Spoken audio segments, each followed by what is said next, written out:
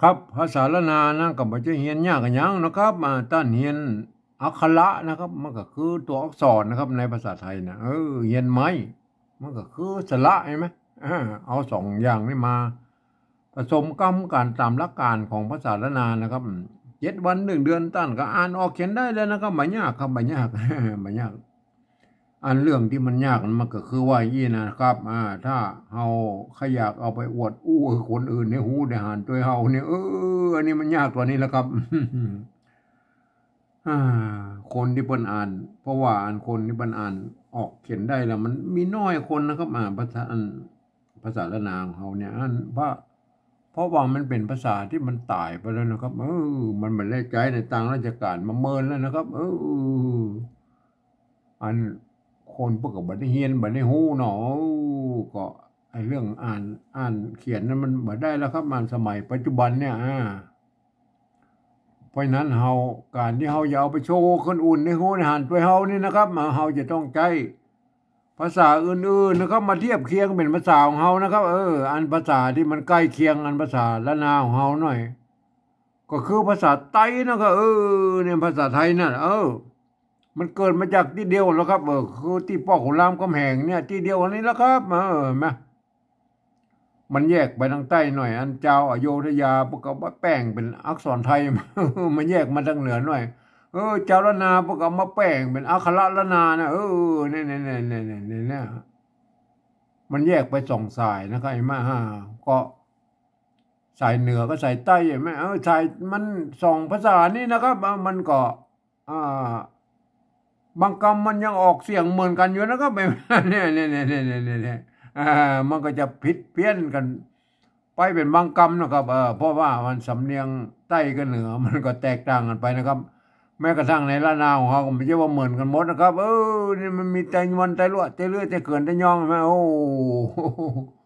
มันก็จะอู้กับแป้งกันเอาไปเลยแต่ฟังรู้เรื่องเลยนะครับฟังรู้เรื่องหมู่เฮาก็ฟังภาษาไทยรู้เรื่องกันแล้วเนี่ยมันแบบเดียวกันนะภาษามันมาจากเดียวกันแล้วครับเนี่ยแหละที่ปอกขุมรามคำแหงเนี่ยที่เดียวกันนี้นะครับเนี่ยฮะก่อนที่เฮาจะเอาภาษาไทยเนี่ยมาเขียนเป็นภาษาปริวัติเป็นเขียนเป็นภาษาละนาวของเฮานะครับเฮาไปกอยในโลกนี่ก่อนนะเป็นแย่ใดกันพ้องนะครับในโลกเนี่ย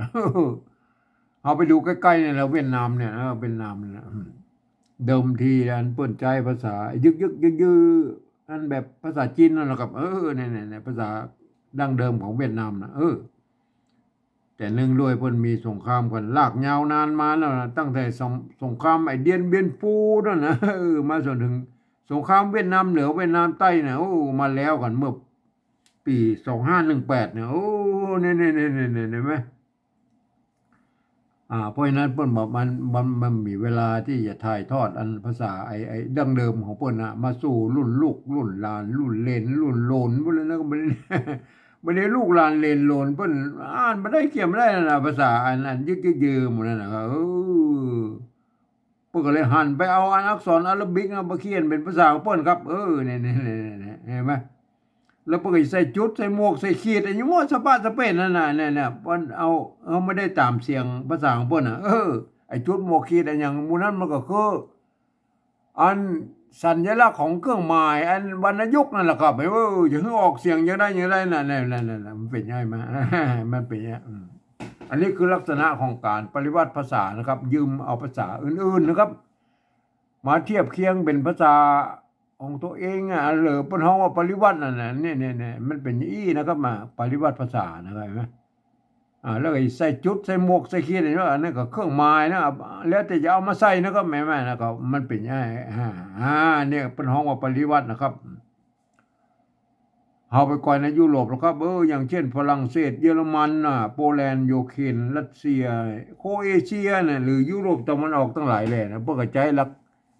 ลักษณะของการปริวัติภาษากันทั้งนั้นนะครับเนี่ยเห็นไหม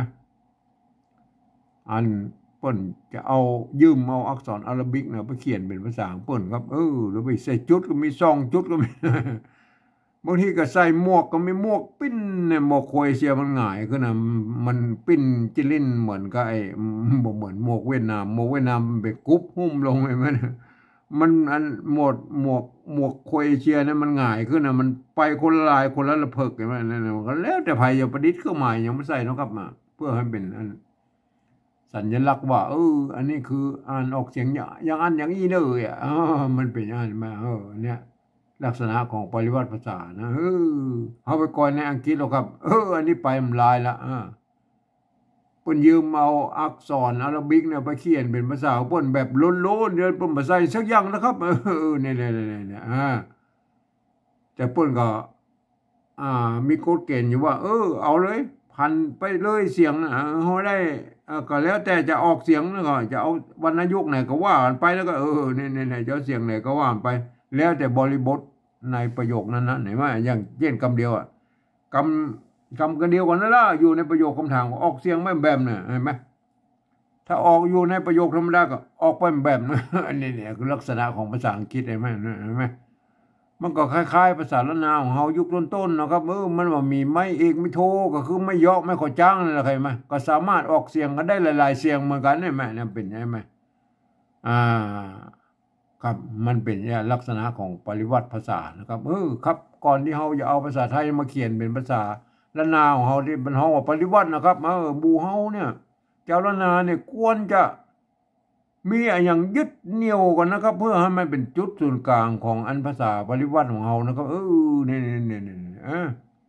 ไม่ใช่ว่าต่างคนต่างเอามานะครับมัน10 คนก็10ความคิดแล้วออกมาเป็น10แบบนะอัน100 คนก็100ความคิดออกมาเป็น100แบบมันก็บานกับไปใหญ่นะครับถ้ามีหลักอย่างยึดนี่มันการเขียนภาษาละนาอันปริวัติภาษาละนามันจะใกล้เคียงกันนะครับก็สุดแล้วแต่ท่านจะไปไปหามานะครับไอ้หลักประยุทธ์ผมเองนี่ผมใจอันหลักการของสภาวัฒนธรรมมหาวิทยาลัยเชียงใหม่นะเพิ่นตกลงกันไว้เมื่อปลายปี28พุ่นนะครับเห็นไหมเพิ่นตกลงกันไว้ว่าอย่างนี้นะครับการที่จะเอาภาษาไทยนะมาเขียนเป็นภาษาละนาหรือที่เป็นห้องว่าปริวัตินะครับเนี่ยเพิ่นบอกว่ากระทำได้อยู่3แบบหรือ3รูปแบบนะครับแบบที่1นั้นเพิ่นจะเอาไว้สะกดเขียนบันทึกในลักษณ์ศิลาจารึกเอกสารสำคัญในโบราณนะเพิ่นจะเอาภาษาไทยเนี่ยไปเทียบเอามาทุกอักขระนะทุกไม้ทุกเครื่องหมายนะฮะแม้กระทั่งไม้กงไม้กังไรเพิ่นบอกเว้นเลยนะครับเพิ่นจะเอามาโม้นะครับอันนี้คือลักษณะของการปฏิวัติแบบละเอียดยิบเลยนะครับเฮาบอกถึงละในรายละเอียดที่เพิ่นจะเอาอย่างใดนะโอเคนะเฮาเฉพาะหลักการมาได้บอกเขาว่าหูไว้ว่าเพิ่นอยู่อีเด้อ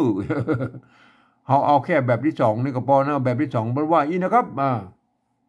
เพิ่นบอกว่ายืมมาอักษรไทยนะครับนี่เอามาปรับเทียบเมื่อเป็นอันอักขระละนาทั้งบนปูนี่แล้วก็ประกอบกรรมขึ้นมากับแบบอันภาษาไทยผสมผสานกันไปนะครับแม่บางครั้งไม้หรือสระมันมาตรงมาตัดกันก็สามารถบูรณะกำชับได้ให้หน้าตามันออกมาแบบไทยๆแต่เวลาอ่านนั้นท่านต้องหูไว้ว่าอันนี้มันเป็นอักขระละนาเนอะคนทั่วไปบัดสามารถก็มาอ่านได้พอเห็นนี่แล้วกันไหมอย่างเช่นตัวนี้อันนี้ตัวซอโซ่เราเห็นเป็นซอโซ่นะเวลามันประกอบในภาษาปริวัติแบบที่2เนี่ยแหละเรียบร้อยท่านต้องหันว่าอันนี้เป็นตัวสะนะครับตัวสะมันเป็นอย่างนี้นะคนทั่วไปมาอ่านมันจะอันเพลิดเจือจาดนะครับบางตัวมันก็ยังเหมือนกันนะครับบางตัวมันจะผิดเพี้ยนไปนะครับเพราะนั้นคนทั่วไปนี่ต้องไปอ่านในแบบที่3พุ่นนะครับก็เดี๋ยวก็แบบที่3นะทำแบบที่2นี่ก่อนนะครับแม่แบบที่2นี่เอาตัวโซ่เนี่ยมาเทียบเป็นตัวสะเนี่ยตัวตะเห็นไหมอันนี้ตัวไม่กาโวงอันนี้นะกะตัวสะกดมี2ตัวนะตัวงะซ้อนกะอันนี้เขียนแบบอันแบบตามสำเนียงของอันเจ้าละนาในปัจจุบันนะครับอันนี้เนี่ยเจียงใหม่ไต้หวันนะเปิ้นฮ้องกันทั้งนั้นแล้วไปที่ไหนพวกก็สะตังนะครับสะตังไม่ใช่สะตังนะครับสะตังนะไม่ใช่นะครับไหมเปิ้นฮ้องว่าสะตังไปไหนก็สะตังนั่นแหละครับสะตังมันมีสะตังนั่นแหละครับมันเป็นยังไงสะตังก็เอาอันนี้เขียนตามสำเนียงข ของเจ้าละนาปัจจุบันเนี่ยซะนะครับเมื่อซะแล้วมันก็เอาตัวซะมาใส่มันก็ซะแล้วไงมั้ยตัวไอ้ตังเนี่ยมันเสียงสามัญน่ะมันก็จังเสียงสามัญก็ใจตัวตะมันก็ตังนี่มันเนี่ยไม่กล่าววงอันนี้เอาก่อนเขาจะเขียนไอ้สะตังนี่นะอันนี้ไม่กล่าววงนะอันนี้มันไม่ใช่ภาษาบาลีนะครับไอ้สะตังเนี่ยสะตังเนี่ยสะตังไอ้พวกเนี่ยมันอันในภาษาไทยมันไอ้สะตังเนาะสะตังเนี่ยมันไม่ใช่ภาษาบาลีแล้วเพิ่นเอามาจากไหนก็บ่นะครับเอาเฮาก็บ่ฮู้แล้วเอาอันนี้เฮาเขียนเป็นอันนี้เขียนตามสำเนียงปัจจุบันแล้วก็ไอ้อันน่ะสะตังนะเอาไปดูนะครับมาไอ้นี่แหละเนี่ยไอ้ไม่กล่าววงเนี่ยเฮาดูไม่กล่าววงเนี่ยตัวตะเนี่ยอันนี้มันเขาก็ยืมเอาลักษณะของไม่กล่าววงมันพอดีมันตัวสะกดมันมี2ตัวนะไอ้ตังคะน่ะมันภาษาไทยเพิ่นไอ้ตัวตั้งตัวสะกดแล้วมันมีไอ้คอกะลันนะครับมันก็กะกะลันให้มาเป็นนี่แหละครับมาเอาไปดูอันไม่กล่าววงแล้วก็ไม่กล่านะอันไม่กล่านะเนี่ยอันไม่กล่านั่นอันนี้มันใจไม่กล่าน้อยก็ได้ไม่กล่าวงก็ได้นะครับมันเป็นยังไงเนี่ยอันนี้เครือนะครับเครือเนี่ยเครือเนี่ยเครือตัวข้าหางยาวก็สร้างมาแล้วในสมัยนั้นอันเคอก็ได้นะยองอันเคออะไรมาเจ้าละนารั่วไปก็อันว่าเครือนะครับเครืออันนี้มากใช่ไหมมากมากตัวมะไม่กาเนี่ยไม่สัตว์มันแทนตัวกะจะรู้เลยนะว่าเครือหมากบ้าเนี่ยเครือหมากบ้าตัวบ้าใจไม่กล่าววงนี่นะจะอ่านบ้าก็ได้บ้าก็ได้อ่านบ้าเครือหมากบ้าเครือจุ่งจะลิงตังเนี่ยว่าไปแล้วก็บ้านะครับไม่กล่าววงนะครับดูตัวต่อไปแล้วครับไอ้ตัวต่อไปไม่กล่าววงนี่เป็นใจในโบราณนะมันเนี่ยท่านั่นนะท่าตัวท่านะครับตัวท่าไม่กล่าววงเนี่ยไอ้ท่าตุนั่นท่าตุกับธาตุนั่นแหละครับธาตุจักธาตุจักนะจักนะตัวจะเนี่ยมันไม่กักนั่นเนี่ยไม่กักข้างบนเนี่ยบนต้องใส่กอไก่กะอยู่ทั้งรูปนี่ประกาศว่าจักเนี่ยธาตุจักไข่ดองเหล้าเอาอย่างว่าไปนะจักนะไอ้จักเพิ่งเขียนยี่นะให้มาจักโอเคนะครับธาตุจักเขาดูตัวต่อไปแล้วก็เนี่ยอันนี้ตัวกะแล้วครับอันนี้มาถึงตัวกะละคิวตัวกะแล้วนะกะละหงยาแม่ยาตัวยายาเสียงคานะยังเสียงคาตัวกะละหงเพิ่นออกเป็นเสียงคอนะครับเสียงคาแดงเสียงคาแดงโอเคนะก็ยังโมโหมันไหวเลยเสียงคานะอ่านคานะอ่านค่าก็ได้อ่านคาก็ได้นะคาอ่านคานะเสียงคาแดงโอเคนะครับเขาดูตัวต่อไปแล้วก็เนี่ยดูต่อไปนะดูต่อไปตัวว่านะครับตัวว่าอันเนี้ยสวัสดนะครับสวัสดกะถาอันนี้เนี่ยมันตัวตะไม้เก่านะอ่านเต้าก็ได้อ่านเต้าก็ได้อ่านเต้าก็ได้อ่านเต้านะตัวอันว่าตัวว่าไม่กาบงอ่านว่าก็ได้อ่านว่าก็ได้อ่านว่าก็ได้อ่านว่าเต้าว่านะสวัสดกะถาเต้าว่า3เครื่องปูจามหาอุปปะคุตแม่ไอ้ตัวอุมันน่ะตัวอุมันอุปปะนะอุปปะคุตอันนี้เป็นบาลีนะอุปปะโอเคไอ้คุตมันใช่แล้วนะอุปปะนะมาอุปปะคุตโอเคนะมันเป็นเขาดูตัวต่อไปแล้วก็ดูตัวไปวะแล้วครับเขาได้มา4ตัวแล้วนะครับเห็นไหมไอ้ตัวที่5เนี่ยตัวที่เขาจะใช้เนี่ยเห็นไหมตัวเขาใจบดกับน้ำนึ่งเป็นปั๊มเปลือกขามฝนตกตาเนี่ยดูไอ้ตกตาเนี่ยกาตาตัวนี้พุทธใจไม่กะวงไหมตัวตาเนี่ยไม่กะเนี่ยตาไหมมันตาเลยนะครับเขาใส่สะกดด้วยตัวงะนะเราเอาตัวงะไว้ในรูปมันก็ตั้งทีนี้มันมีตัวสะกดมัน2ตัวนะครับมันก็เลยเอากะไปไว้ตั้งหลังพุ่นมันซ้อนกันแล้วก็มันก็เลยเป็นตางเนี่ยไอ้ตากับตางเนี่ยมันเสียงสมัญนะครับตัวตะนะครับเอาไปดูนะไหมดูตัวต่อไปแล้วก็เนี่ยป้นยังมีเห็นไหมไม่กล่าววงนะครับเห็นไหมเนี่ย ไอ้หญ้าคำห้อยเนี่ยหญ้าคำห้อยเนี่ยตัวข้าห่างยาวนะเปิ้นยังใจไม่กล่าววงเลยถึงแม้ว่าเป็นไม่กล่าวเบื่อใจไม่กล่าววงเลยหญ้าคำห้อยฝนเนี่ยโอเคนะก็เอาดูตัวต่อไปแล้วเนี่ยอันเนี่ยอันนี้ไอ้ตาตะกี้น่ะไอ้ตาตะกี้น่ะมาเนี่ยตาตะกี้น่ะบ้านเนี่ยไอ้นี่มันบ้านไม่กล่าววงเนี่ยไม่กล่าววงบ้านเห็นไหมกับผักหวานบ้านไอ้อย่างบ้านเมื่อที่มาปลูกที่บ้านไอ้เพื่อไอ้ต้นไอ้ป่านะมาปลูกในบ้านผักหวานบ้านกำต้นฝนกำต้นฝนน้ำจริงกินตาหายไอ้ตาตาตะกี้อะไรไหมตาตะกี้ไม่การน้อยละไม่ได้เนี่ยไม่การน้อยละหายนะเห็นไหมโอเคได้ไหมเอาดูต่อไปไม่การน้อยให้มาเนี่ยบางทีพวกใจไม่การน้อยบางทีพวกใจไม่การวงเขาก็หันกันไปว่าพวกนะครับไอ้เนี่ยสานี่นะสานิบาตเนี่ยสานิบาตพวกกรณีนี้เปิดเขียนเป็นสันนิบาตก็ได้นะครับหรืออาจเป็นเขียนเป็นสานิบาตก็ได้วินใช่ว่าวินกับเมาหัวนะวินหรือวินมันวินวินก็ได้นะวิน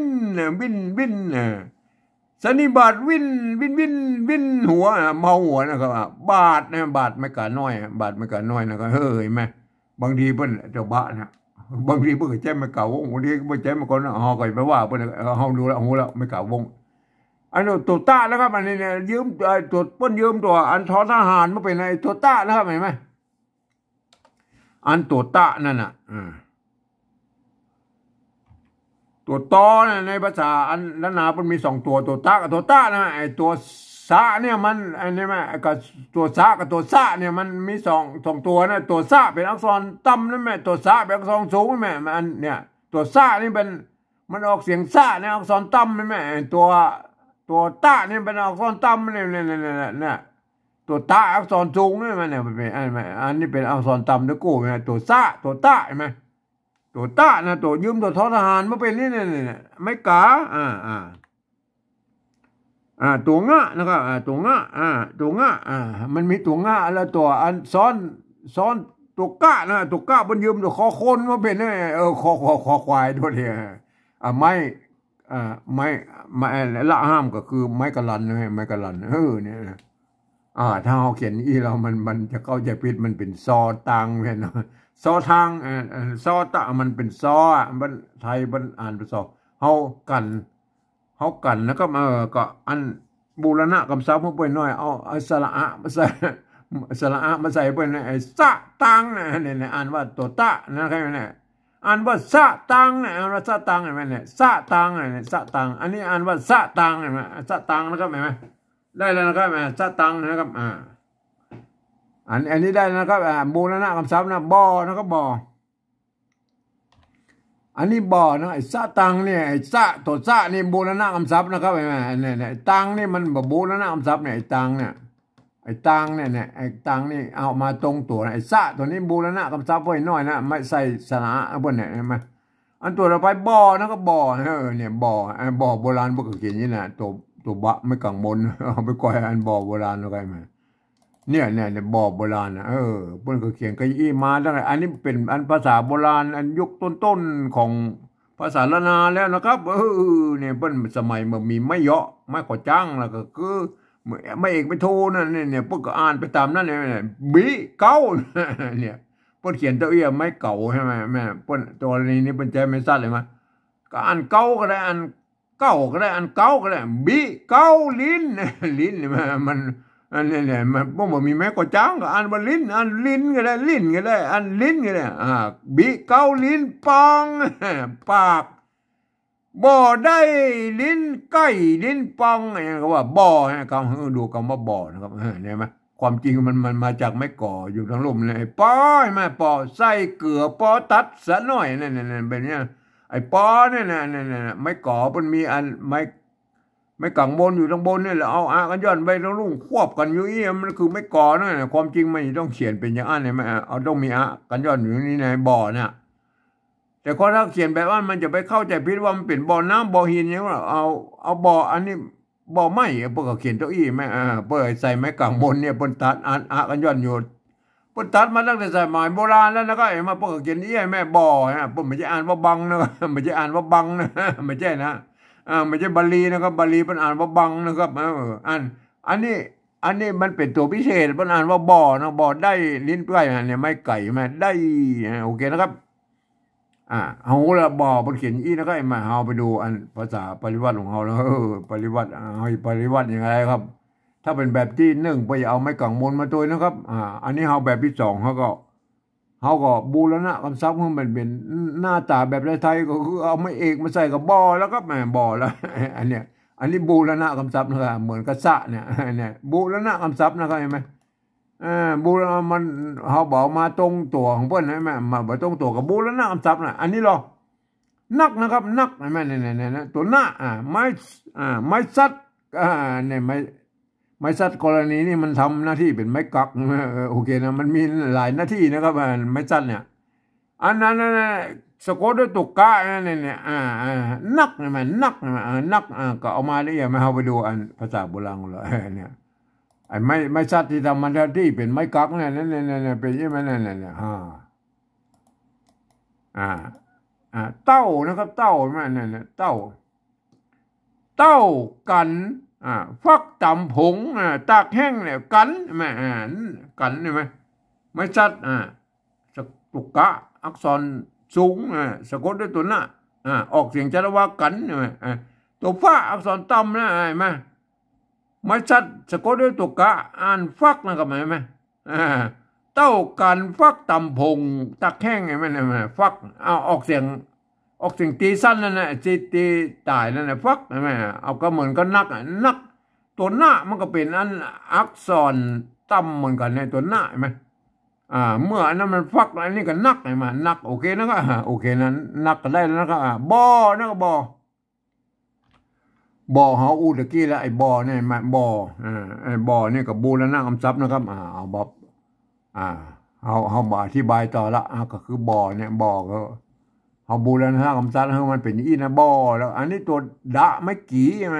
ดีนะก็ดีอันนี้ก็มันมีปัญหาแล้วไม่กี่ไหมไม่กี่ก็เอาสลีบอดี้อันนี้ได้นะอันนี้ยูนะออยใช่ไหมยูนะครับอันนี้เนี่ยออกเสียงยอยักษ์ไทยยูนะเนี่ยมันเป็นยังไงเอาไปก่อนโบราณก็แล้วอันยูโบราณนะเนี่ยเนี่ยมั้ยเปิ้นออกเสียงยอยักษ์ไทยนะมันเป็นเอี้ยเนี่ยแม่ยูนะตัวยะนะครับไม่กูอันยูก็ได้อันยูก็ได้อันยูก็ได้นะกรณีอ่านว่ายูนะครับยูเดือนอันนี้ไม่เดือนเนี่ยมันเดือนเดือนไม่เกืออันนี้มันเป็นไม่เกือแล้วไม่เกือไม่เกือไม่เกือก็ไม่เกือแล้วไปใจร่วมกันนะสมัยวันนั้นนะก็แม่อันนี้เป็นไม่เกือนะครับมาเดือนน่ะอยู่เดือนไฟไข่เอาใบทั่วตั้งอะไรก็ว่าไปนะก็โอเคอยู่ก็ว่าอยู่อายุยาอย่างเนี่ยหรือมันยังมีตัวอย่างอื่นนะเย็นก็ยังมีนะครับเย็นนะเห็นไหมไอออกเสียงยอยักษ์เนี่ยยอยักษ์ละนาเย็นก็มีนะครับไปก่อนบ่อันนี้เนี่ยเห็นไหมไอเย็นน่ะแม่เนี่ยมันเย็นเนี่ยแม่เนี่ยมันเอี้ยยอยักษ์ละนาเนี่ยท่านจะไปอันห้างเย็นนะแม่เนี่ยห้างเย็นใช่ไหมตัวละเนี่ยใช่ไหมไม่กาสะกดตัวงะใช่ไหมอ่านว่าถ้าไทยมันออกเสียงรอนะครับเป็นเมืองออกเสียงฮอมันใจร่วมกันนะว่าไอ้เสียงเนี่ยมันเขียนเต้ากันใช่ไหมแต่มันออกคนละเสียงไม่ได้นะใช่ไหมไอ้ไทยละนานมันเกิดมาจากที่เดียวกันภาษามันใกล้เคียงกันแล้วก็มันก็เป็นอะไรมันก็ใกล้เคียงกันแล้วว่าอันถ้าไทยก็ร้างนะครับเมืองก็ห้างนะห้างเย็นงาจ้างใช่ไหมเย็นงาจ้างโนแฮดเข้าเยิงยอนะครับโนตัวเนี้ยใช่ไหมเดี๋ยวนี้มันยอนะเยิงใช่ไหมเยิงใช่ไหมท่านแยกให้ถูกนะครับไอ้ตัวยอยักษ์ไทยก็ยอยักษ์ละนานะท่านก็แยกกันให้ถูกนะครับแม่ท่านก็โอเคนะครับยูนะครับยูเอาหูละเป็นเปิ้นเอาออยมาเทียบมันนะไอ้ตัวเนี้ยใช่ไหมออยเทียบมันไม่กูกับสระอูนะเนี่ยแม่ไม่ยอกับไม่เอกใช่ไหมยูนะสมัยนั้นเปิ้นมันมีไม่ยอนะครับเปิ้นอ่านว่ายูได้นะยูใกล้อันนี้ใกล้ไหมอันนี้ไก่อันไม่ไก่นะไม่ไก่ไม่ไก่ตัวกะ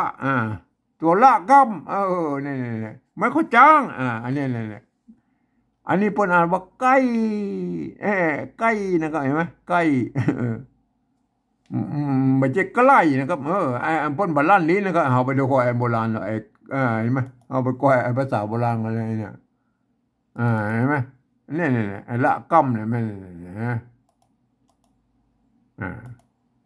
ปินดำคำแสนซิกเก้าไอ้ป่งเดาน้อยว่าไปนะเห็นไหมไอ้เก้าเนี่ยไอ้เก้าเห็นไหมไม่ใช่ซิกเก้านะครับไม่ใช่เก้านะครับเก้าไม่ใช่นะครับอันบนบาลานลิ้นภาษาละนาไอ้ซิกเก้านะครับเก้าหัวนั่นแหละอันนี้หัวเนี่ยมันจะเก้า1 2 3 4 5 6 7 8 9กับเก้าอันนี้แหละเก้าเนี่ยอันเดียวกันไอ้เก้าเหมือนกันนะมันเก้าเหมือนกันอันนี้ซิกเก้าเนี่ยปวดหัวหรือว่าอันอย่างก็ป้าว่าไปซิกเก้าอันก็ว่าไปนะครับเห็นไหมเห็นไหมเก้าอันนี้เก้าอันนี้เปิ้นออกลั่นลิ้นแล้วก็มาทีนี้เขาก็หูละเอาหูละโอเคแล้วไหมเอาหูละเก้าไม้ไก่เมื่อกี้เขาก็ดูแล้วเขาไม้ไก่ใช่ไหมไม้ไก่มันเป็นนี้ใช่ไหมมันเปิ้นก็เขียนขึ้นมาหน่อยนะไม้ไก่อันบางครั้งบอกไอ้ตะวัดเขานอกตะวัดเขาในก็แล้วแต่นะบอกว่าโอ้คนเดียอันที่นี่มันใกล้อย่างนี้นั่นเนี่ยเนี่ยภาษาไทยเป็นใจไม่ม้วนหรอกเขาก็เอาหน้าตาแบบไทยๆนะก็เอาไม้ม้วนใส่นะก็ไม้ม้วนใส่เนี่ยเลยมาเอาไม้ม้วนใส่เปิ้ลนะไม้ม้วนอันเนี้ยใกล้อันเนี้ยแหละเสียงโทพิเศษอะไรนะเนี่ยที่ไทยเปิ้ลออกเสียงเหมือนกันนะเปิ้ลออกใกล้นะครับใกล้มันออกแค่อันเสียงอันโทปกตินะครับถ้าเป็นภาษาไทยมันออกเสียงเหมือนกันใช่ไหมอันของละนาเปิ้ลออกใกล้เนี่ยละนาเจ้าจะใหม่แต่โยนนะเปิ้ลออกใกล้เสียงโทพิเศษโทเมืองนั่นไงมาเนี่ยเอาตัวต่อไปนะครับใกล้ได้แล้วนะเอาโบราณะเป็นอย่างนี้นะให้ใกล้อันนี้ของว่าโบราณะคำศัพท์ไหนตัวซะตัวบอตัวใกล้เนี่ยอันตัวอื่นๆไอ้ตางไอ้นักไอ้ดีอยู่เนี่ยเอามาตรงตัวแล้วกันไหมอันนี้หรออันนี้ตัวตะนะครับตัวตะไม้กุมันออกเสียงตู้นะครับเสียงตีตายตีสั้นเนี่ยก็ไม้กุตัวตะมันยืมมาตัวทอทหารมาเป็นตัวตะเลยตู้อ่านวัตถุไม่ใช่ทู่นะครับไหมอันนี้เป็นอ่านวัตถุนะครับอ่านวัตถุนะอันนี้ใกล้เขาก็อันตะกี้ละไอ้ใกล้นะโอเคนะครับโบราณคำศัพท์พวกนี้นะใกล้นะไอ้ใกล้นะไอ้ใกล้ในโบราณคำศัพท์นะครับโบราณคำศัพท์นะครับอันนี้เหรออันนี้ตัวปะละโฮงเนี่ยปะละโฮงเห็นไหมเปิ้นอ่านเป็นพอนะอ่านเป็นตัวพอนะปะละโฮงเปิ้นอ่านเป็นตัวทัดไปนะครับเห็นไหมเอาไปดูนะครับบูไอ้ละโฮงเนี่ยละโฮงเนี่ยเห็นไหมการใส่ละโฮงมันเป็นอย่างนี้แล้วก็เอาไปเจอในเอกสารอันนี้นะมาก็เอามาแค่นี้แล้วก่อนนะครับถึงบ่หมดก็โอเคนะก็เอาแค่นี้ก่อนนะฮะวันหนึ่งอันนี้เนี่ยตัวตะละโฮงมันอ่านเป็นตัวทะนะตะทะนะเห็นไหมตะเป็นตัวที่หนึ่งทะเป็นตัวที่สองมันบอกว่าไอ้ตะใส่ละโฮงอ่านเป็นตัวที่สองนะตะทะนะวันหนึ่งทองเหล้าทองเมาอะไรอย่างก็ว่าไปเนี่ยทองก็คือกินซะหน่อยไอ้ทองนะไอ้ทองเนี่ยเนี่ยมั้ยทองเหล้าทองเหล้าก็สะกงอย่างพวกนี้แหละไอ้ทองอันนี้แหละวันหนึ่งทองนะเนี่ยว่าทองนะแม่เป็นยังไงเอาดูตัวต่อไปแล้วอันนี้เป็นตะละโฮงอ่านเป็นทะแล้วก็แม่อันนี้ตัวต่อไปแล้วกะละโฮงกะละโฮงแม่กะละโฮงเสียงเยอะเสียงคาแดงเนี่ยตัวกะละโฮงตัวกะนะครับกะเป็นตัวที่สามนะคะเป็นตัวที่สี่เปิ้นตัวคะ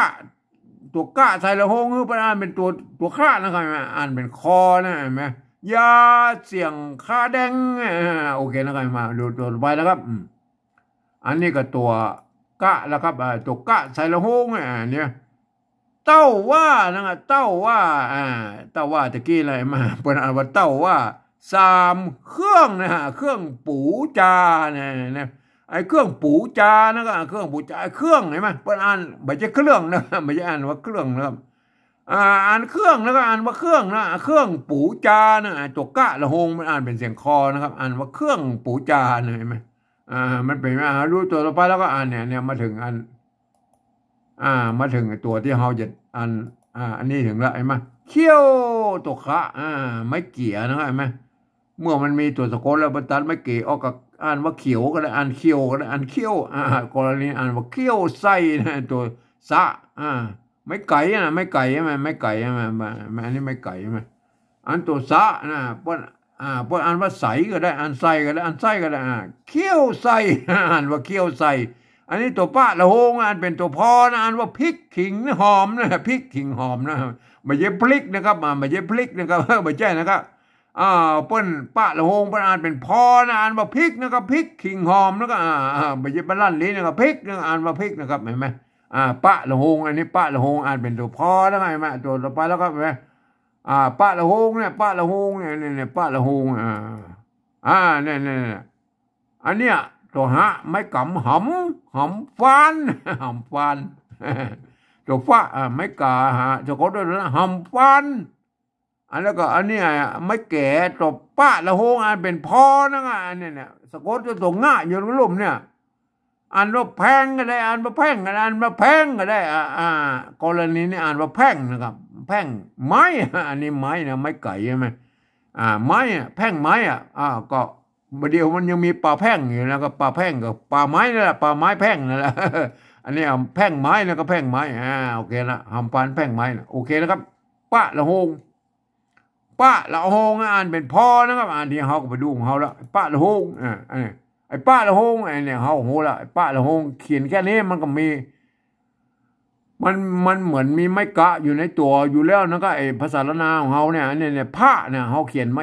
มันจะเป็นพรแล้วก็เขากับบูรณะคำศัพท์มันอันเนี้ยเหมือนกับไอ้สะเนี่ยเห็นไหมก็เอาสระอะมาใส่เพื่อให้หน่อยก็เนี่ยบูรณะคำศัพท์เนี่ยพระนะครับโอเคนะครับอันนี้พระกับพระเนี่ยอ่านว่าพระนะไม่ใช่พระนะครับ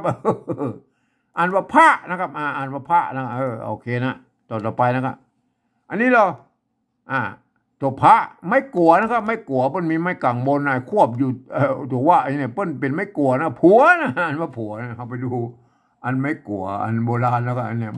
เนี่ยอันไม่กลัวเนี่ยเปิ้นเนี่ยเปิ้นก็มีตั้งแต่โบราณเปิ้นก็สร้างมาแล้วสมัยยุคนั้นไหนแม่เนี่ยตัวจ้าไม่แก่อันว่าแจ้ก็ได้อันแจ้ก็ได้อันแจ้ก็ได้กรณีอ่านว่าแจ้กินนะแจ้กินกันนะกันใช่ไหมแจ้กินกันอันเนี้ยเจ็บใช่ไหมเจ็บใช่ไหมเนี่ยไม่เก๋สะกดตัวบ้าพวกอ่านว่าเจ็บก็ได้อ่านเจ็บก็ได้เปิ้นอ่านได้หลายเสียงครับเห็นไหมจะเจ็บก็เจ็บก็ได้นะก็กรณีเปิ้นอ่านว่าเจ็บสมัยนั้นมันไม่เก๋แล้วมาพวกก็เปิ้นเอาไม่เก๋อย่างเดียวแล้วเปิ้นบอกเสียงสั้นเสียงยาวแล้วเปิ้นก็เขียนไปนั่นแหละเปิ้นอ่านว่าเจ็บหัวนะหัวไม่กลัวดูไม่กลัวนี่เอาใช่ไหมเนี่ยเอาทั่วก็ไม่กลัวใช่ไหมทั่วถึมใช่ไหมเนี่ยหัวเนี่ยไม่กลัวเปิ้นจะมีไม้กงอยู่ข้างบนนะครับตัวว่าอยู่ตรงลุ่มนี่มันเนี่ยหัวใช่ไหมไม่กลัวอันนี้ไม่กลัวเจ็บหัวนะเขาก็ดูแล้วไม่กลัวเปิ้นมีควบอีกนะเขาก็ไปดูเอาของเขาแล้วก็มาดูของเขาไม่กลัวนะเมื่อเอาหูละอันนี้เนี่ยอันถ้าเป็นแบบที่หนึ่งไปอย่าเอาไม่กงมาด้วยนะครับไม่กงแล้วก็ไม่ตัวว่าอยู่ตรงร่มเนี่ยเอาใส่ไม่กงอยู่ข้างบนนี่เห็นไหมทีนี้เขาก็อันตัวนี้เขาก็มันเมื่อสระอัวมันเหมือนสระอัวไทยนะครับเปิ้นบอกว่าบูแล้วนะคำศัพท์เมื่อมันเป็นอันหน้าตาแบบไทยๆก็เอาสระอัวไทยมาใส่นะก็เนี่ยผัวนะอันนี้เนี่ยเอาเลยอันนี้ผัวอันนี้ก็บูรณะคำศัพท์นะผัวนะก็ผัวอันนี้บูรณะคำศัพท์นะผัว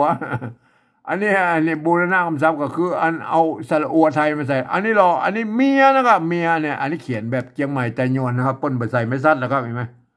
ป้นใบใส่ไม่ซัดถ้าเป็นอันเจ้าอันแป้น่านลำปางพะเยาป้นจะใจไม่ซัดใส่นะก็เห็นไหมป้นเขาไปก่อยอันไม่เกี่ยวโบราณของเราไม่เกี่ยวโบราณเนี่ยไปดูไม่เกี่ยวโบราณก็เนี่ยไม่เกี่ยวโบราณเนี่ยปนมีนะอันนี้เนี่ยตัวปะนะไม่เกี่ยเนี่ยไม่เกี่ยตัวเนี้ยอยู่ตรงก้าวควบเนี่ยปนมีไม้ซัดอยู่ตรงบนเนี่ยปนอ่านเปียก็ได้อ่าน เปียก็ได้อันเปียก็ได้กรณีอ่านว่าเปียนะเป็นเปียแลผมต้องให้นะผมผมเปียแลผมมันก็ มันก็เป็นขี้เปียนั่นแหละครับเปียนะเปียใช่ไหมเปียใช่ไหมมันเป็นใช่ไหมอันนี้ไม่เกี่ยวมันไม่ซัดอยู่นั่นใช่ไหมเอาไปดูตัวต่อไปแล้วก็ดูตัวไปอันนี้เบี้ยใช่ไหมเนี่ยฮือนะครับไหมหาไม่เกิดพวกอ่านว่าฮืออ่านหือก็ได้อ่า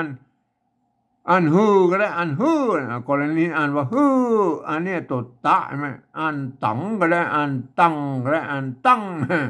กรณีอ่านว่าตั้งใช่ไหมฮือตั้งขันเบี้ย330แล330เอาเกี่ยเบี้ยนะครับเบี้ยใช่ไหมเบี้ยไม่เกี่ยใช่ไหมเพิ่นมีไม่ซัดอยู่นะเบี้ยใช่ไหมอันเบียก็ได้นะครับเบียกับพวกเก่งเยอะอันเบียก็ได้อันเบียก็ได้นะอันเบียกรณีเบียก็คือเงินนั่นแหละเงินกับสตางค์นั่นแหละสมัยนั้นเพิ่นฮ้องว่าเบียนะครับเปิ้นสตางค์บ่มีแล้วก็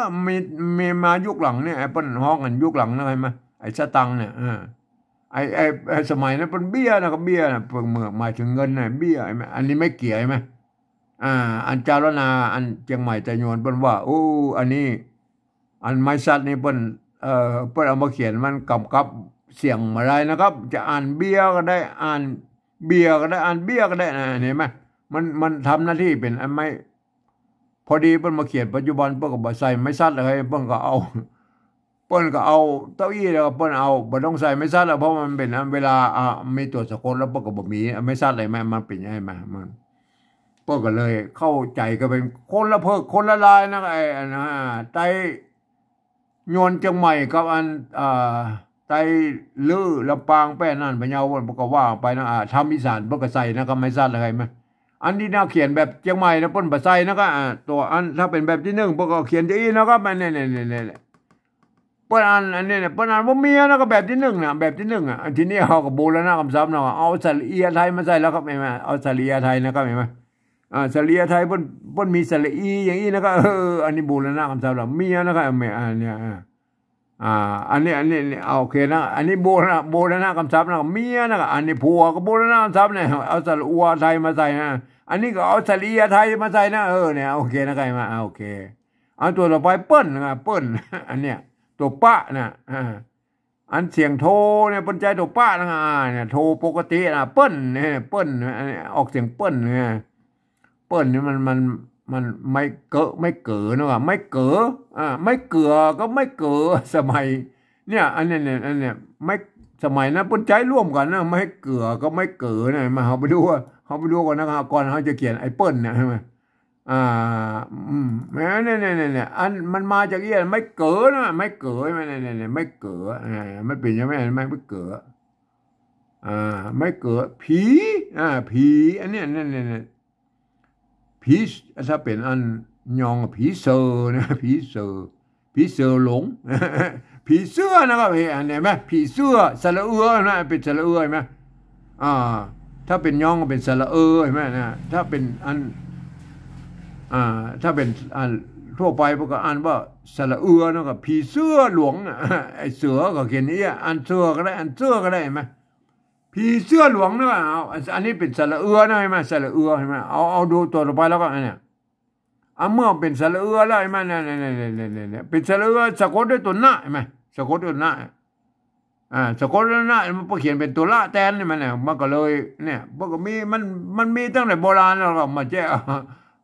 ไม่ได้สร้างกฎมาถึงปัจจุบันพวกก็เอาของเก่านี่มาอู้นะมาเดือนนี่มั้ยเดือนไฟแม่ลูกอ่อนใช่ไหมเดือนไฟแม่ลูกอ่อนใช่ไหมเดือนเนี่ยคำว่าเดือนใช่ไหมเดือนมันสระเอือนะครับเดือนสะกดด้วยตัวหน้าอันว่าเดือนไฟแม่ลูกอ่อนนะเดือนไฟแม่ลูกอ่อนเขาไปดูตัวไปแล้วดูตัวไปแล้วเนี่ยทีนี้มันเป็นสระแล้วเห็นไหมมันเป็นสระเห็นไหมเอานะก็เอาเห็นไหมเอานะก็เอาแล้วก็ไอ้นี่น้ำน้ำเอาน้ำเพิ่งมันเป็นสระนะครับเพิ่งมันไม่ใช่สระนะครับสระมันเพิ่งนะครับแต่เปิ้นอ่านเพิ่งนะครับอ่านน้ำเพิ่งนะน้ำเพิ่งแม่เนี่ยอ่านเพิ่งก็ได้อ่านเพิ่งก็ได้อ่านเพิ่งก็ได้กรณีเอาน้ำเพิ่งน้ำอ้อยพริกขิงหอมพริก พริกบเดียวนี่เป็นเอาตัวพระเขียนได้ไหมเนี่ยพริกกิ่งหอมบดอะไรอย่างเขาว่าไปนะก็เพิ่งเนี่ยเขาดูว่าเพิ่งเนี่ยมันเป็นสระเลยใช่ไหมเขาไปดูตัวต่อไปแล้วเนี่ยอันนี้ก็สระใช่ไหมเนี่ยมันเป็นใช่ไหมห้างเย็นงาจ้างนอแฮดเข้าเยิงเนี่ยเยิงใช่ไหมยอตัวเนี้ยเนี่ยมันเป็นยอนั่นไงเยิงใช่ไหมสระน่ะเยิงสระก็สระมันใช้ร่วมกันนะสมัยนั้นเลยแม่มันร่วมกันอยู่นะไอ้แม่เนี่ยแม้กระทั่งตัวนี้มันยังเป็นไอ้แม่สระเนี่ยกินด้วยกินด้วยแม่ด้วยกระปูนี่มันป้นใจมันร่วมกันแล้วนาโบราณนะครับแม่ตั้งกับไทยนะครับมันแก้ภาษาไทยนะครับไอ้ด้วยกระปูเนี่ยกินด้วยยาอย่างเนี้ยอย่างตุ่มะไม่เก๋ไม่เก่าเมาก็ว่าตัดสะน้อยกินอันเนี้ยมันเตยไหมกินเตอมันไม่ใช่มันต้องกินเตอนะครับกินเตอมันสมัยนั้นป้นภาษาไม่กะเลยนะมันป้นก็เขียนอีพวกอ่านว่าเตอได้เหมือนกับเจ็บนั่นแหละใช่ไหมอ่านไปได้อ่านว่าเจ็บก็เตอสมัยหลังพวกก็เอาไม่กะมาใส่คือมันเป็นสระเฉียงสั้นเฉียงยาวหน่อยไหมก็โอเคนะไงมาเตอเอาดูตัวต่อไปละมันหลายอย่างนะภาษาละนาไหนมาเนี่ยยังแม้กระทั่งเนี่ยตัวนี้ไหมเปลือกใช่ไหมเปลือกใช่ไหมเนี่ยอ่านสระแล้วนะสระแล้วไหนไหมเขียนอย่างนี้ก็เป็นสระใช่ไหมเปลือกลมแรงเปลือกซ่อนเปลือกขี้เล็กใช่ไหมเปลือกเป็ดเปลือกใช่ไหมไม่ใช่เปลือกถ้าเป็นยองก็ออกเปลือกนะเปลือกใช่ไหมเนี่ยท่านก็ไปดูนะมันป้นใจร่วมกันนะสระก็สระนี่นะครับโอเคนะสมัยนั้นประเดี๋ยวนี้ป้นแยกกันแล้วนะครับเพราะว่าเป็นสระแล้วป้นจะเอากันย้อนมาเติมน้ำตัวนะมาให้มันเป็นแยกกันนะมันถูกต้องเลยมาโอเคนะครับทีนี้เฮาหัวเป็นอันนี้มันเป็นสระกับเพิ่งยิงอะไรเงี้ยเพิ่งไหนยิงไหนมาเฮาก็อันสะกดไปนะครับปริวัติไปนะครับตัวป้ายืมตัวพอพานนะเขามาเป็นนะอันไม่กี่สระอีแล้วก็ไม่ย่อไม่เอกใช่ไหมตัวหางหน้าอันนี้อ่านว่าเปิ้ลนะเปิ้ลบอละนะครับไอ้เปิ้ลนี่มันเปิ้ลนี่เอามาตรงตัวนะเพียงอธิบายว่ามันสระก็สระโบราณมันใจร่วมกันนะก็ท่านก็ไปแยกกันนะทูนี่บอนะก็บอเขาก็หลายเตื้อละบอนี่เขาก็บูรณะคำศัพท์นะครับอันนี้ละตัวละนี่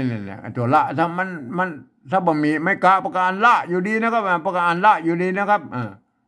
แต่ก็ยังว่านะเฮามาเขียนแบบปริวัติเฮาเขียนมันภาษาไทยเพิ่นจะเข้าใจผิดว่าเป็นลอยเนาะเฮาก็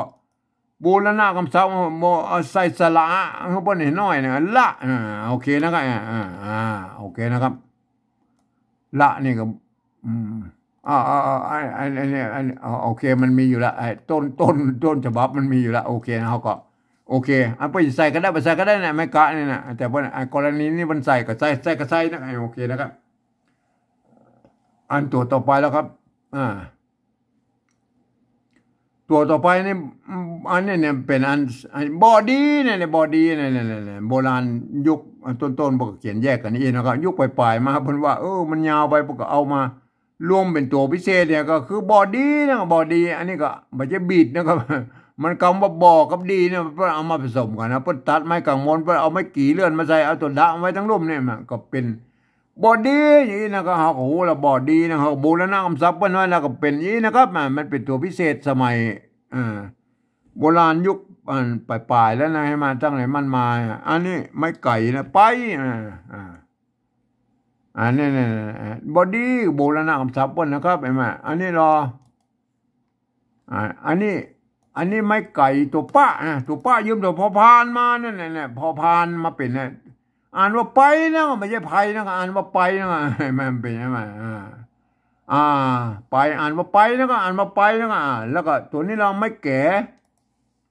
ตัวว่าสะกดด้วยตัวดาอ่านว่าแวดนะเสียงโทยมันเนี่ยเป็นยังไงไปแวดนั่นนะไปแวดนะครับไปแวดอันนี้ไปนะไม่ไก่ตัวป้าไปนะไปใช่ไหมโอเคนะไป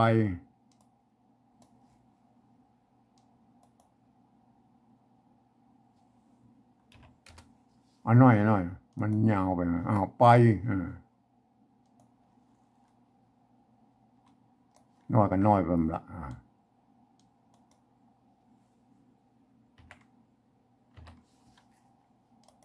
เอาไปนะก็ไปไปแล้วก็ได้นะบอดีไปแวดไปนะอันนี้ตัววะใช่ไหมตัววะอันตัวนะตัวมะอย่างนี้เนี่ยมันตัววะเนี่ยมันบ่มีอักษรมันมีอักษรสูงแล้วมันมีแต่ก้าอักษรต่ำนะเพื่อก็เอามาซ้อนเป็นอันเนี่ยเอายืมตัวหะเนี่ยมันเป็นยืมเสียงตัวหะเนี่ยมันเป็นอันตัววะนะครับมันเป็นตัววะใช่ไหมเป็นอักษรสูงตัววะเป็นอักษรสูงแล้วนะครับเห็นไหมไม้ซัดตะกี้เขาก็พอแล้วนะมันทำหน้าที่เป็นไม้พัดนะตัวนี้สะกดด้วยตัวหน้าตั้งบนเนี่ยไหมก็เดือนตะกี้ก็หันไล่ว่าเปิ้นอันใช้ตัวละเขียนแต้นนะไอ้ตัวหน้าสะกดอยู่ตรงบนโดดๆเนี่ยเดือนตะกี้ก็ดูแล้วนะมันเปิ้นเอาตัวหน้ามาเขียนนะตัวละมาเขียนแต้นตัวหน้านะเห็นไหม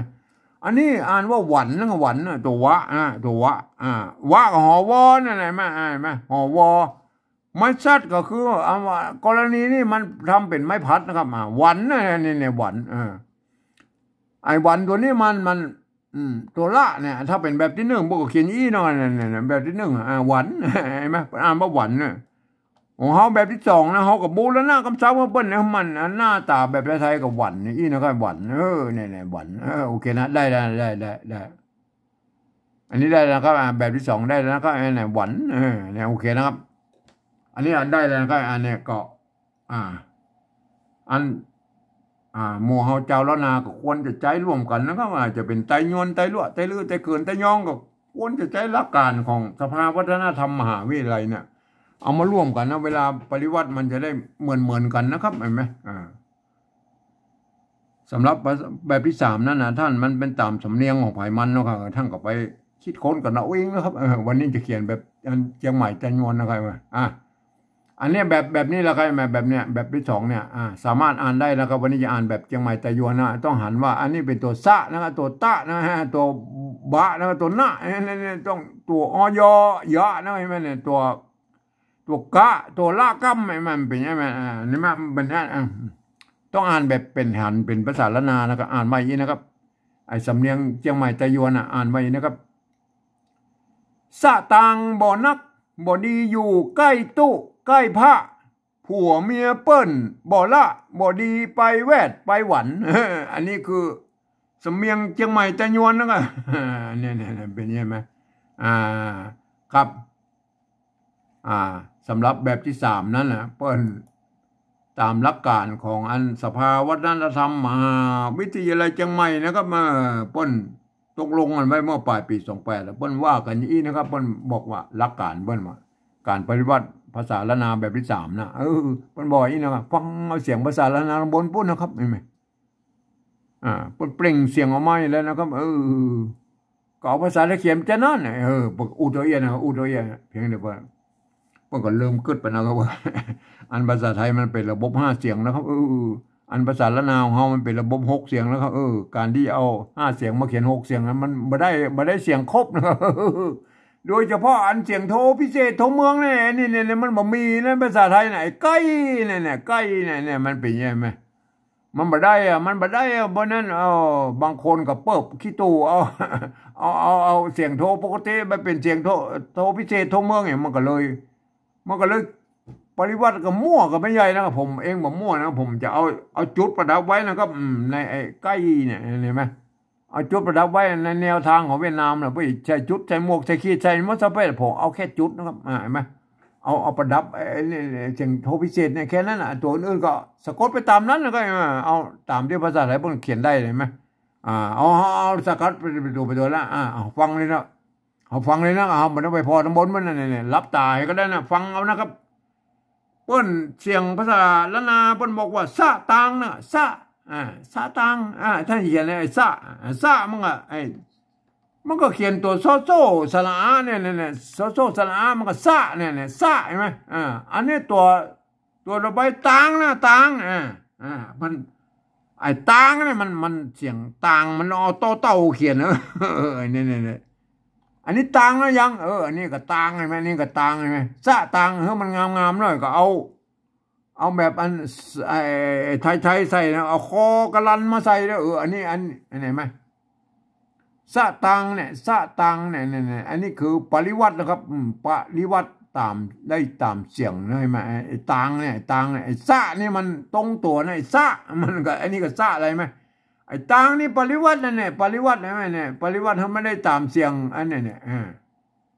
ปริวัติคืออย่างเอาคอมันกลัน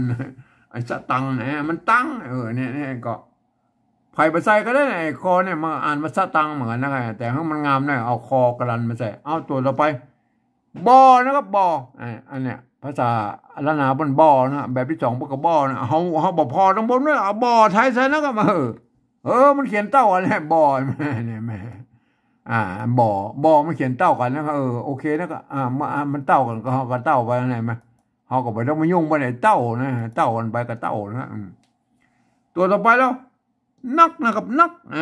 อันแบบที่สองมันก็นักนะเขามาพอทั้งบนแล้วเอานักไทยใส่แล้วนักนักเต้ากันเลยไม่ได้แม่เนี่ยแม่แม่ก็ภาษาละนามันภาษาไทยมันก็อันเดียวกันแล้วครับมันก็มาอันเดียวกันละมันเนี่ยแหละมันมาสายเดียวกันนะก็มันบางคำมันก็ยังมันเหมือนกันอยู่แล้วครับเห็นไหมก็เนี่ยแหละมันเหมือนกันไปบ่อนักนะสะตังบ่อนักเห็นไหมเนี่ยได้เลยไหมบ่อดีนะก็ภาษาละนาฟังนะบ่อดีเอาบอดี้นะครับนี่บอดี้เอาบอดี้เอาภาษาไทยเขียนไปเลยนะเขาบ่ต้องไปพอทั้งล้วนบอดี้เปิดเขียนได้เท่ากันนะบอดี้ได้เท่ากันใช่ไหมตัวต่อไปแล้วยูนะครับเนี่ยยูออกเสียงยอยักษ์ไทยนะยูอันนี้ก็ยูเอาเขาบอกพอทั้งบนเอายูภาษาไทยใส่แล้วก็เนี่ยยูภาษาไทยพวกก็เขียนยี่ไหมยูได้เท่ากันนะบอดี้ยูเนี่ยใช่ไหมอันนี้ตัวปัญหามาละไก่เนี่ยไก่มันเนี่ยไก่อันนี้ไก่นี่ก็ไก่นี่ก็อ่านว่าไก่นะครับอ่านว่าไก่เสียงโทพิเศษนะเอาภาษาไทยเขียนแล้วครับไก่ภาษาไทยเขียนแล้วเป็นอ่านว่าใกล้นะครับอ่านว่าใกล้แม่มันเสียงโทปกติแล้วใกล้มันบักใกล้แล้วก็มันบักใกล้อันนี้เป็นอ่านบักใกล้ได้แล้วครับเนี่ยอันนี้มันตัวกะตัวละนะไงไหมละกำตัวกะใช่ไหมไม่ไก่แล้วก็ไม่ขอจ้างนะอันนี้มันไปเบียดอันนี้รูปเนี่ยอันนี้สลายไม่ม้วนตัวกอไก่ตัวลอลิงแล้วก็เห็นไหมไม่โทอ่านว่าใกล้นะครับอันนี้มันใกล้มันใกล้เป็นอ่านแบบละนามันใกล้ตัวละเนี่ยไหมที่นี่หอยเนี่ยแหละครับแล้วก็ผมเองบอกเอาจุดประดับไว้นะครับเนี่ยจุดประดับไว้นะเห็นไหมเนี่ยไก่มาเขาพันเสียงแล้วไอ้ไก่นะครับไก่ไก่ไก่ใส่จุดไปไก่อันใส่ไม่ตีหรอกไก่ใส่ไม่ใช่หรอวะไก่ได้กูเสียงแล้วใช่ไหมใส่แบบไก่ใส่ไม่ไก่ใส่ไม่โทไก่ใส่จุดไก่ได้ละได้ยังได้ยังได้แล้วนะครับอันนี้คือปริวัตินะครับตามแนวทางของเวียดนามมันปุ้ยใส่จุดใส่หมวกใส่ขีดอันนี้มั่วสปาสเปรย์แล้วไว้ใส่เปิ้ลผมเอาแค่จุดประดับไว้ไอเสียงที่เปิ้ลอันภาษาไทยเขียนมาได้นะก็ไอ้ใกล้เนี่ยเสียงโทพิเศษเนี่ยโทเมืองเนี่ยเห็นไหมเปิ้ลเขียนมาได้นะครับเปิ้ลเขาก็เอาจุดประดับไว้เพราะวัดประสิงห์ปัจจัยตัวเอียงนะครับเปิ้ลห้องว่าเสียงตีเพี้ยนแล้วก็มันจะห้องว่าตีเพี้ยนหรือโทพิเศษมันก็คือเสียงอันที่มันอยู่ระหว่างเสียงโทปกติถึงจนเสียงตีนะมันอยู่กึ่งกลางนะใกล้นะแม่บ่ยีดูใกล้อันนี้เหรอตัวตะไม่โกบตู้นะครับอันนี้ก็ตู้นะอันนี้อันแบบที่สามแล้วเขาบอกพอทั้งหมดมาตู้มันจะเอาต่อเต่าเขียนนะสระอุอันนี้เป็นอ่านวัตถุครับ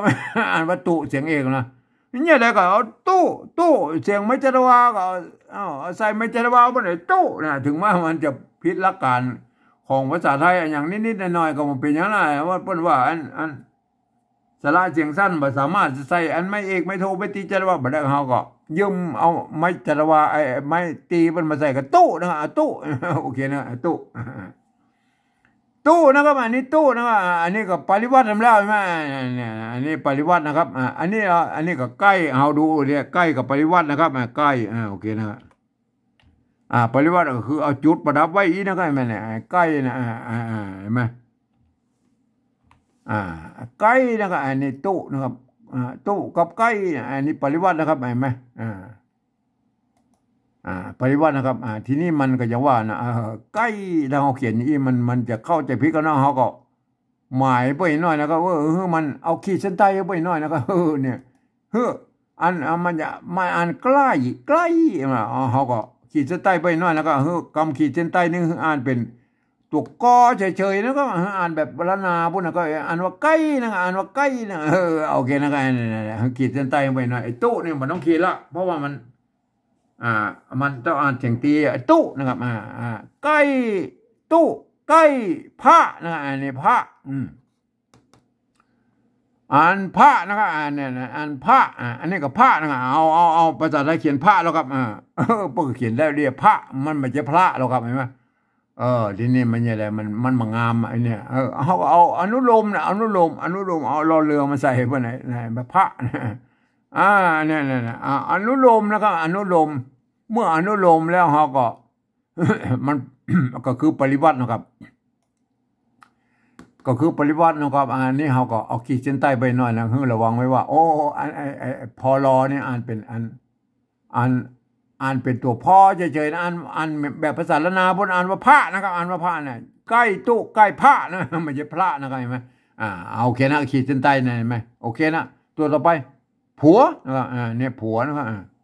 อันแบบที่สองกับผัวนะเอาผัวไทยใส่แล้วครับได้เต้ากันไอ้ผัวใช่ไหมผัวใช่ไหมเนี่ยอันสิ่งที่มันเต้ากันนะไอ้ตัวที่มันเต้ากันเขาก็ไม่ต้องมายุ่งเปิ้ลนะครับไม่ต้องมายุ่งเปิ้ลไอ้มันเต้ากันเต้าไปเมียนะตัวเราไปเมียนะก็อันนี้กับเมียเนี่ยเขาเอาเมียไทยใช่หรอเขาบอกบอลน้ำมนต์แล้วเอาเมียสะกดก็เมื่อเมียในภาษาไทยเพิ่งเขียนได้เมียผัวเมียเนี่ยมันเต้ากันใช่ไหมอันตัวเราไปแล้วอันตัวเราไปไอ้ผัวเมียเนี่ยมันเต้ากันแล้วนะเขาก็ไม่ต้องมายุ่งมันนะโอเคนะครับไหมอันนี้ตัวเราไปเปิ้ลนะครับเปิ้ลใช่ไหมออกเสียงปอนะเปิ้ลอันนี้เปิ้ลใช่ไหมเนี่ยก็แบบที่สองก็เปิ้ลเอาเปิ้ลไทยใส่แล้วมันต้องเอาปอปลาเขียนนะสระเอิญใช่ไหมสระเอิญอันนี้ไหมเปิ้ล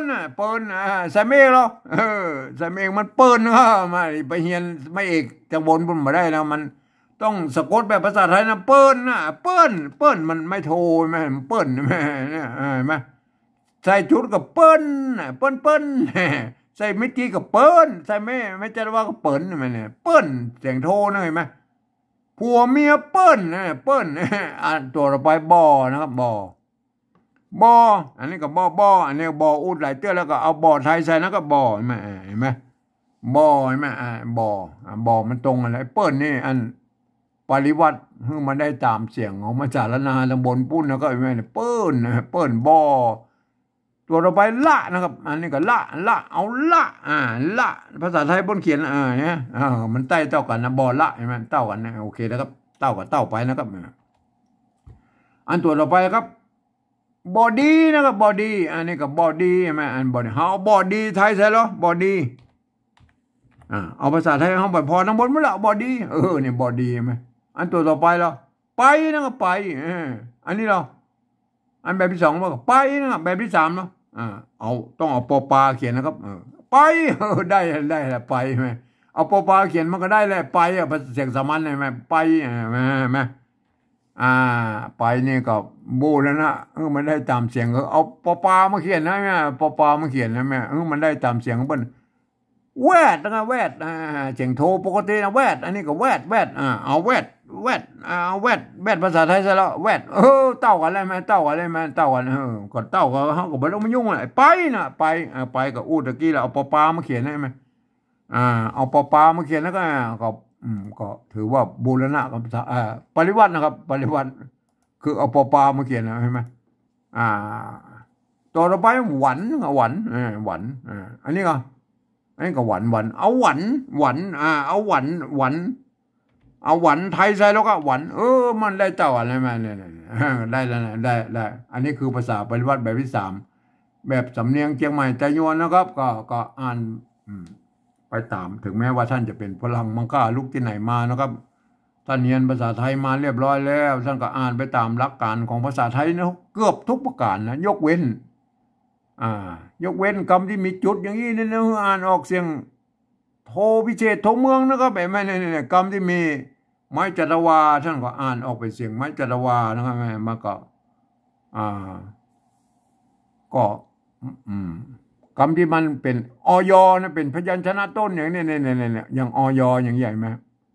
ต้องอ่านเป็นเสียงยอยักษ์ไทยนะก็ไหมคำที่เป็นยอยักษ์ตัวเดียวเนี่ยเป็นพยัญชนะต้นอ่านเป็นยอยักษ์แบบละนานะก็ไหมมันต้องอ่านเป็นอ่านไหมคำที่มีขีดเส้นใต้นี่คือระวังไว้ว่าอันนี้เปิ้นเอาอันกอรอนี่อ่านเป็นกอนะไงไหมกอรออ่านเป็นกอนะพอรอเนี่ยอ่านเป็นพ่อเฉยๆนี่ไงไหมถ้าท่านหูหลักการอย่างนี้แล้วท่านก็อ่านไปแล้วท่านจะได้สำเนียงเชียงใหม่แต่โยนไปเลยนะอ่านไปยีนะครับสะตางบ่นักบ่ดีอยู่ใกล้ตู้ใกล้พระผัวเมียเปิ้นบ่ละบ่ดีไปแวดไปหวันอันนี้คือภาษาปริวัติแบบที่3แบบสำเนียงเชียงใหม่แต่โยนนะครับครับก็เขียนก็ได้อีนะครับเห็นไหมตามแบบฉบับของกิ้นสิงเคอาคือของผมนี่นะครับเห็นไหมใครจะเอาไปเรียนแบบไปเขียนผมก็ไม่ได้อันสงวนลิขสิทธิ์นะครับท่านเก่าไปทำไปเลยนะอันแบบที่2นะเมื่อเขียนได้ยี่นะไหมหมู่เฮาเจ้าละนาจะเป็นไตยวนไตโลไตลือไตเขินไตยองอันอย่างก็จังนะก็ควรจะมาใช้ร่วมกันนะครับภาษาปริวัติแบบที่2แบบของสภาวัฒนธรรมวิทยาเชียงใหม่เนี่ยเพิ่นต้องกำหนดไว้เนี่ยมาเมื่อปลายปี28บ่อะไรมาเพิ่นไม่ใช่ว่าเอากับเบิร์นนักแกอะไรมาเมื่อมันมีหลักกันมาถ้าเฮาใจร่วมกันเนี่ยมันจะคือว่ามันจะเขียนออกมาแล้วมันจะใกล้เคียงกันนะครับก็โอเคนะครับใครเป็นสำเนียงไหนพวกก็อ่านไปตามนั้นนะครับมันก็ควรจะอ่านไปตามสำเนียงของท่านนะครับวันนี้จะอ่านแบบสำเนียงเชียงใหม่แต่ยวนอ่านไปนะครับสตางบ่นักบ่ดีอยู่ใกล้ตู้ใกล้พระผัวเมียเปิ้นบ่ละบ่ดีไปแวดไปหวันนี่ก็สำเนียงเชียงใหม่แต่ยวนนะครับสำหรับภาษาละนานบนปูนนะครับพวกก็เขียนก็ได้ส่วนใหญ่นะครับแต่อย่างว่านะเวลาหน้าของเรามันกว้างใหญ่ไพศาลนะครับมีหลายเผ่าพันธุ์นั่นแหละ 4-5 เผ่าพันธุ์ลักๆนะครับไอ้ย่อยๆ 2-3 เผ่าพันธุ์เขายังบ่ถึงเดือนนะครับไอ้แต่ยวนแต่ลวดแต่ลือแต่เกินแต่ย่องแม่มันก็ยังว่าพวกก็ถ่ายทอดอันภาษาละนาเปิ้นมาตั้งแต่โบราณนะครับมันก็หลายเจนหลายรุ่นแล้วนะเพราะนั้นการเขียนมันก็จะต้องนิยมแตกต่างกันไปอย่างเช่นเนี่ยตัวตะเนี่ยเปิ้นใจไม่กล้าน้อยก็มีนะก็สุดแล้วแต่ท่านนะมาก็รู้สึกแหละไอ้บ่เนี่ยมันบางทีเปิ้นบางทีเปิ้นใจไม่เหาะใส่มาต้วยนะก็แล้วแต่นะก็โอเคนะเขาก็ต้องไปว่าเปิ้นใช่มั้ยไอ้ใกล้เนี่ยบางทีเปิ้นบ่ใส่ตัวละก็ได้นะเปิ้นก็ใกล้เหมือนกันก็สุดแล้วแต่ท่านนะท่านจะเขียนบ่เขียนก็ได้แล้วแต่เรื่องของท่านใช่มั้ยยังมันเนี่ยไม่เกี่ยเนี่ยอันถ้าเป็นไต้แป้น่านพะเยาลำปางว่าไตลือป่นปกใส่ไม่ซัดนะครับก็ป่นเอาแบบทำอีสานก็ใส่ไปนะอันแบบเชียงใหม่ป่นบ่ใส่ก็เขียนไปอย่างนี้แบบเชียงใหม่แต่ยวนนะพวกบ่ใส่ก็เอาอย่างนี้นะเห็นมั้ยก็อย่างนี้นะมันก็เป็นอย่างนี้แล้วเห็นมั้ยส่วนไอ้ตัวอื่นๆมันอย่างไอ้เนี่ยบอดี้เนี่ยบอดี้อ่ะบางทีบ่เขียนนี้ก็ได้นะแยกนี้ก็ได้บางทีบ่เขียนบีทอย่างนี้ก็ได้กับบอดี้เนี่ยเป็นตัวพิเศษใช่มั้ยมันก็เป็นไปอย่างนี้นะครับเห็นมั้ยครับอันนี้เนี่ยมันมีเป็นบางตัวไอ้พระเนี่ยไอ้ปะละโหงเนี่ยบางทีเปิ้นใจตัวพระก็ได้นะก็มันก็สุดแล้วแต่แล้วตามเสียงเปิ้นใจตามตัวพระเห็นมั้ยมันก็พระเหมือนโอเคนะเห็นมั้ยก็สุดแล้วแต่นะครับเห็นมั้ยสุดแล้วแต่มันก็มีนักอยู่นะครับเห็นมั้ยเพราะนั้นก็เวลาอาหารที่มันแปลกๆไปท่านก็พิจารณาก่อนนะครับอย่าไปฟังว่าเพิ่นเดินแล้วก็เห็นมั้ยแต่พวกอ่านกันได้นะครับพวกอ่านกันได้นะครับ